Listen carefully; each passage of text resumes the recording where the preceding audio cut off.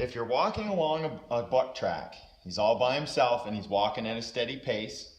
And as you're walking along, you come across an identical buck track coming across your track. Now, sometimes you'll look at this and you'll see straight walking through and straight walking through. These intersections are very important.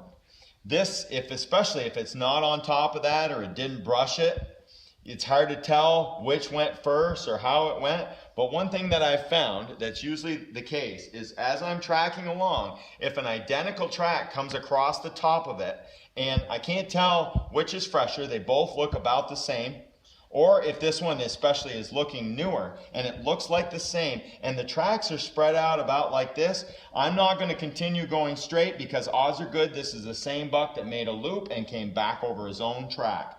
I'm going to take the turn every time.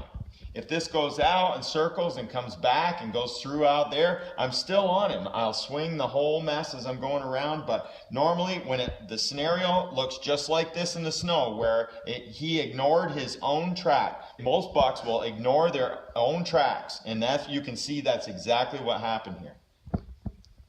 Here's another intersection scenario that you want to be watching for. Deer number 2 walking along, we come along on deer 1.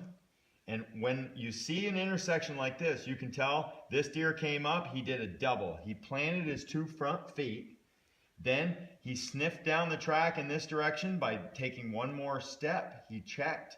Then he sniffed this way and he could tell that the scent was stronger and he turned with it and continued down it. A deer doesn't know which direction the deer track it's looking at is, but they smell the direction that their intended other deer is going. So they pull up, they check it, and then they turn. Now, if both deer are going in the same direction, that's pretty easy which way we're going to go. Pretty easy to figure out, and that'll be a piece of cake. And eventually, too, one deer may step on top of the other pretty consistently, and if there's some difference in their tracks, you'll be able to tell which is which, and you'll be able to work with that.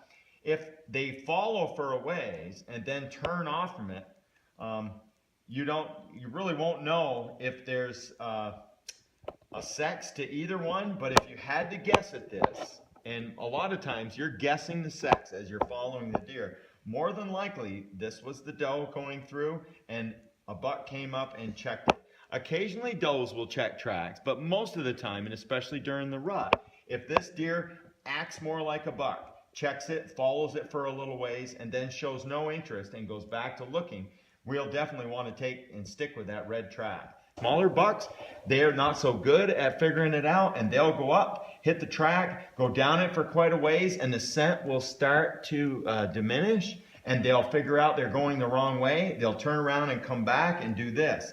And this intersection, if you've got tracks, especially like the blue, are going in both directions, or the red came out here and turned around and went in both directions, that makes this intersection even more of a spot you really want to look at good. And I do my best not to disturb this. I'll go out here and then go ahead and continue on until something breaks off.